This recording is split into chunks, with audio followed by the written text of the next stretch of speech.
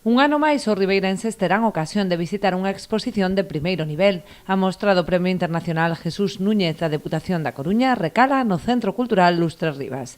Está composta por 26 obras seleccionadas entre as máis de 100 que se presentaron a concurso procedentes dunha vintena de países. Estamos falando de máis dun centenar de obras que se presentaron a este concurso. Temos sobre 20 países diferentes, temos aquí obras de artistas de México, de Uruguai, de Cuba, de Polonia, de Rusia incluso.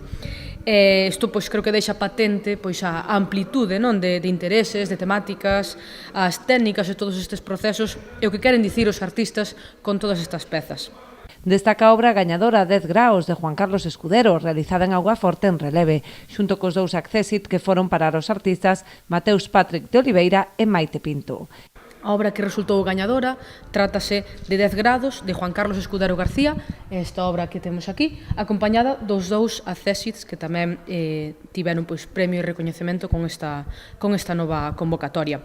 10 grados é unha obra premiada e posiciónanos diante da intensidade da representación dunha vista aérea e etérea do océano.